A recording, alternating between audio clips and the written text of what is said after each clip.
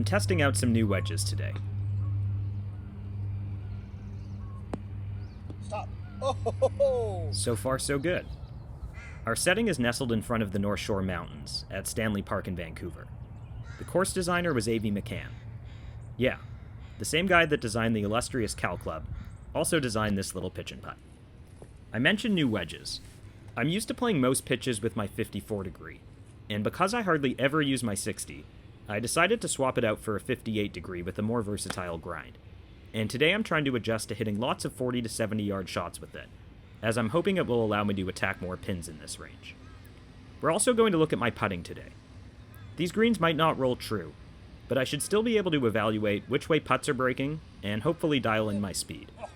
I've mentioned it before and I'll say it again. It's this part of the game, inside 100 yards, where scoring is done. A great challenge is to try to average 3 strokes or fewer inside 100, and that's the goal today. It's going to take some work on the second hole. My first shot comes up short, but I hit a great chip and knock it in for par. This is a tough green to hit and hold in the summer, but here in soft conditions, mine hits and holds at the front of the green. And a lot of you ask me about my putting routine. There's not a whole lot to it. It doesn't take too long to take a quick look at each putt from behind the pin. Although in this case, I pull it off my line, and I misjudge the speed and leave myself quite a bit of work to do for par. And after the first one, I already know which way this one's breaking. But it hops pretty hard right off my putter face, and I have to settle for a bogey here. The next hole is the easiest on the course. And unfortunately, it's one of 2 times all day I mishit a wedge. And I pay for it. Frustrated by the last shot, I didn't pace this putt off, and even though I read the line fine, I misjudged the pace and left myself a bit of work for par. That one hops a bit off the putter face, and I have to settle for back-to-back 3 jabs. This is the longest hole on the course, and 100 is a bit more than I have in a sand wedge, and it's a nice full swing with my gap wedge. And I'll actually take my time to read this putt. Because it's the longest hole on the course, the green is relatively free of pitch marks. And I put a good stroke on this one. It's rolling right at the hole. Oh! But it just lips out, and I'll knock it in for par. Another thing I have to adjust to with new wedges is actually getting a bit of backspin.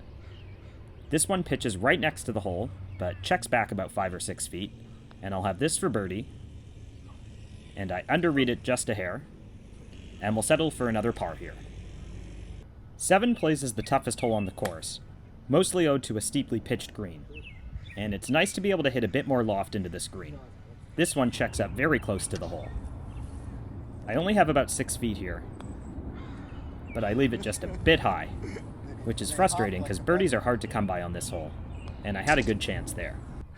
The pin is directly under these tree branches on the right, and finally today the old adage that trees are 90% air holds true. I get it nice and close, and I'm not going to miss this birdie putt, and we get it back to just 1 over. This is a reverse angle of the 40-yard 9th hole.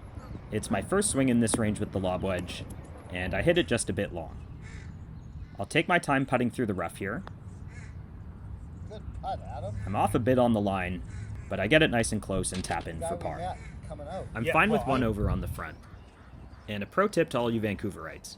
If you get to Stanley Park at 8 a.m., you get the course to yourself, and you can work on this part of your game. 10 is another hole where it's a challenge to hit and hold the green. I'm used to hitting a lot of sand wedges into this green that go off the back. But new wedge and a bit of spin, this one stops at the front. This is a downhill putt that I give a lot of respect to. The line's good and it rolls out pretty close to the hole, and I'm fine with the 3 here. Here on 11 I hit my second bad wedge of the day.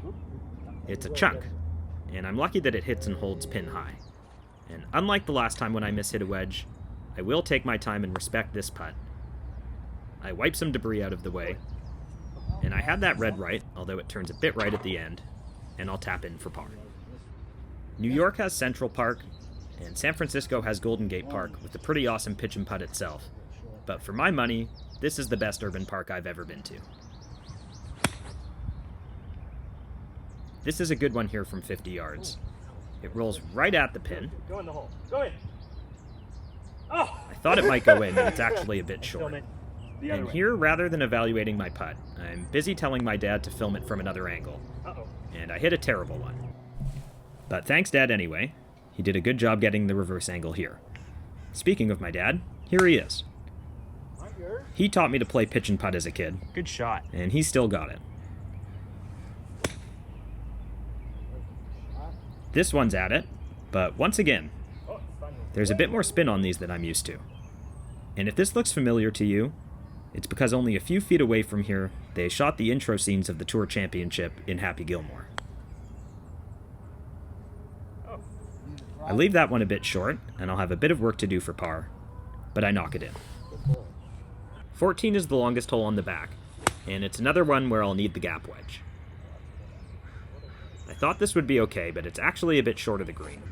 And this is a tough putt. I'm trying to evaluate what it's going to do, and I have it going right at the beginning of the putt, and then left the last 10 feet or so. But it's a pure misread, it's right the whole way. And once again, I'll have a bit of work to do for par. And this time I don't quite get it to drop, and we'll go back to 2 over. There's not a good place to place my camera on the tee box, so I place it up here. And it gives me a good chance to see how these wedges are reacting. Indeed, they are spinning. That's good for me to take mental note of, as I knock this one in for bird. We talk a lot about blow-up holes in full rounds of golf, and they often happen inside 100 yards, and that's what proceeds to happen here. For the first time since the second hole, I have a wedge from off the green. I don't hit it well, and here I'm knocking down some pitch marks because I'm worried the putt's going to bobble. And lo and behold, it does. I'll have this left for bogey now, and it doesn't drop, and I'll have to settle for a 5 on a 50-yard hole. That's okay. There are scoring opportunities left on 17 and 18. And here on 17, I hit another one to the front of the green that checks up. And before finishing it off, I'll take one more chance to take in the beauty here. This is why I fell in love with golf in the first place. There's not many things I'd rather be doing on a nice sunny day than hanging out playing pitch and putt. This one's a big sweeper, even more than I read, and I'll have a bit of work to do for par. I know which way it's breaking, and I just barely knock it in. I'd love to close the day with a birdie, and it starts with a great shot here from 75. And I'll take my time on this one, because I know it has quite a bit of break in it as well.